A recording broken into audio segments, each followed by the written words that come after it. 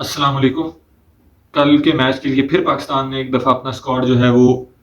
एक दिन पहले ही अनाउंस कर दिया। मुझे समझ नहीं आ रही कि ये क्या मसला है, पाकिस्तान को इतने ज़्यादा ओवर कॉन्फिडेंट क्यों है? उनको ये बात क्यों नहीं समझ आ रही कि टीम्स जो हैं वो आपके स्क्वाड को देखकर पहले से प्लान कर लेती हैं कि हमने किस तरह से अपनी टीम सेटल करनी है। जब उनको ये पता चल जाता है कि आपके स्क्वाड में कौन-सा प्लेयर किस रोल के लिए खेल रहा है, तो वो फिर आपको काउंटर करने के लिए पहले से जब उनको पता होता है, तो फिर उसी लिहाज से टीम सेटल कर लेती हैं। बहरहाल पाकिस्तान की मैनेजमेंट जो है वो अपने उसी तर्ज अमल पर अड़ी हुई है और एक दिन पहले जो है वो टीम अनाउंस कर देती है। आज भी टीम अनाउंस हुई है और एक्सपेक्टेड चेंजेस हुई हैं, कुछ तो फोर्स चेंजेस थी।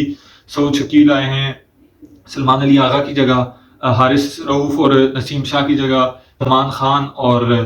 मोहम्मद वसीम जूनियर आए हैं। तो ये तो कुछ ऑलमोस्ट फोर्स चेंजेस थी जो होनी होनी थी, क्योंकि इंजरीज हो गई थी पाकिस्तान टीम में। लेकिन एक चेंज है जो मुझे समझ नहीं आई, एक्सपेक्टेड थी लेकिन मेरे ख्याल से वो नहीं होनी चाहिए थी, वो थी फ़खर जमान को ड्रॉप करके उनकी जगह मोहम्मद हारिस को टीम में लेकर आना। फ़खर जमान इस वक्त पाकिस्तान के इस ईयर के सबसे ज़्यादा हाईएस्ट रन स्कोरर हैं इन ओडीआई। अगरचे उनके पिछली कुछ मैचेस की फॉर्म अच्छी नहीं चल रही, लेकिन पूरी टीम के जहन में एक डाउट क्रिएट हो गया कि हमारी जगह पक्की नहीं है कि अब हम वर्ल्ड कप खेलेंगे भी या नहीं खेलेंगे। और फिर फ़खर जमान को ड्रॉप करना मेरे ख्याल से कोई अच्छा फैसला नहीं है टीम मैनेजमेंट का। कल ऑलमोस्ट एक सेमीफाइनल की तरह का मैच पाकिस्तान खेलेगा श्रीलंका के साथ, अगर बारिश ना हुई तो, क्योंकि चांसेस यही बता रहे हैं कि बारिश के काफ़ी ज़्यादा चांसेस हैं, जो कि हो भी सकती है। लेकिन बहरहाल अगर मैच हुआ तो वो ऑलमोस्ट सेमीफाइनल होगा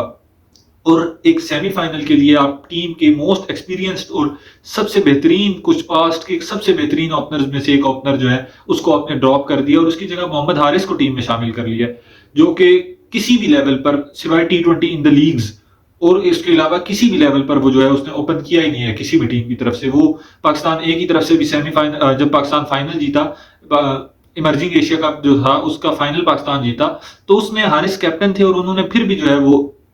ओपन नहीं किया अपनी टीम के लिए। और फिर वनडे के अंदर वो वैसे ही पांचवें छठे नंबर पर खेलते हैं, तो एज अ ओपनर उनको टीम के अंदर इंडक्ट करना ये बिल्कुल मेरी समझ से बाहर है कि मैनेजमेंट ने क्या सोचकर ये फैसला किया कि मोहम्मद हारिस जो है वो उसको टीम के अंदर एज एन ओपनर वो रखेंगे। और जहां तक मेरा ख्याल है मोहम्मद हारिस T20 के लिए तो फिर भी थोड़ा सा सूटेबल प्लेयर है, लेकिन ओडीआई के लिए उसके पास अभी तक उसने इतना टेम्परामेंट डेवलप नहीं किया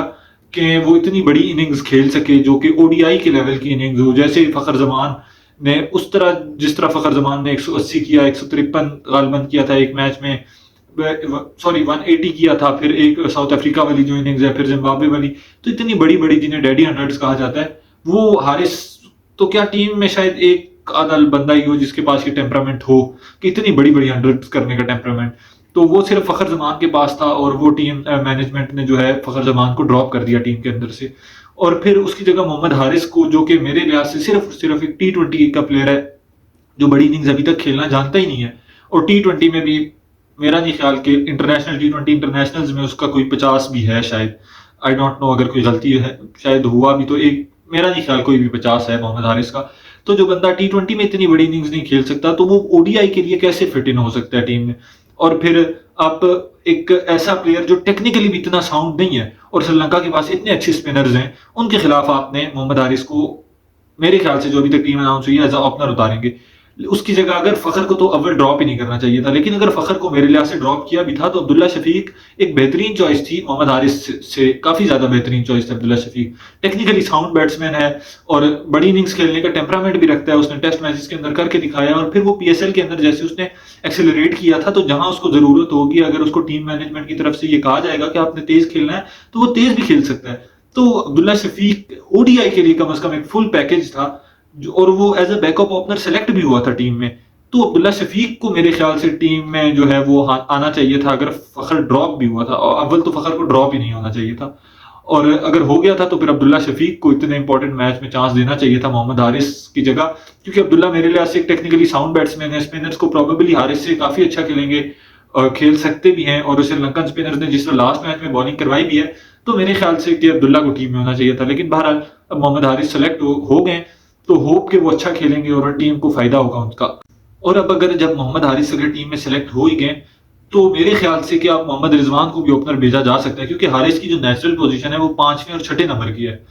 तो पांचवें छठे नंबर पर अब मोहम्मद हारिस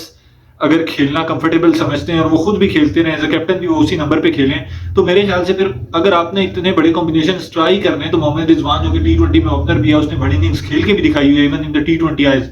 तो उसको ऊपर भेज दिया जाए और उसको कहा जाए, ये पैगाम दे के भेजा जा सकता है कि आप थोड़ा सा T20 के माइंडसेट से खेलें। अगर आपने एक अटैकर ही ऊपर ऐड करने के लिए मोहम्मद हारिस को ऐड किया है, तो फिर ये होगा कि पांचवें छठे नंबर पे ऊपर से आपकी इनिंग्स कैरी करने के लिए टीम होगी। सऊद शकील एक अच्छा है, वो स्पिनर को अच्छा खेलता है, लेके चल सकते हैं, और नीचे से फिर आपके पास इफ्तिखार, हारिस, नवाज और शादाब जैसे हिटर भी होंगे। राना फहीम अशरफ को ड्रॉप किया है, उसकी जगह मोहम्मद नवाज टीम के अंदर आया है, जो कि एक ऑब्वियस सी चॉइस थी जिस तरह की पिचेस नजर आ रही हैं और जिस तरह स्पिन हो रहा है, तो यही लग रहा था कि फहीम अशरफ ड्रॉप होगा। एक और मसला अगर पाकिस्तान को सामना करना पड़ सकता है, एक और मसले का, वो ये है कि शाहीन शाह अफरीदी के साथ नया बॉल कौन शेयर करेगा, क्योंकि जमान खान को ऐड तो कर लिया गया है, लेकिन वो भी एक T20 बॉलर हैं और वो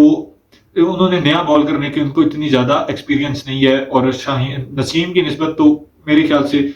Naseem is even better than Shaheen Shah Afridi. नए बॉल के साथ जो उसकी सीम और स्विंग है वो शाहीन शाह अफरीदी से बेहतर है 12। और फिर वसीम भी नया बॉल करने का एक्सपर्ट नहीं है, तो टीम कॉम्बिनेशन कुछ तो चलो जो चेंजेस लाजमी थी वो तो हुई हुई हैं, लेकिन उसके साथ साथ फखर को ड्रॉप कर दिया है, काफी चेंजेस आई हैं टीम में, तो होप सो कि टीम अच्छा परफॉर्म करेगी और कल का मैच जीतेगी इंशाल्लाह। तो टीम पाकिस्तान के लिए गुड लक। और अगर आपको वीडियो ये पसंद आई है तो इसको लाइक कर दें और चैनल को सब्सक्राइब करें।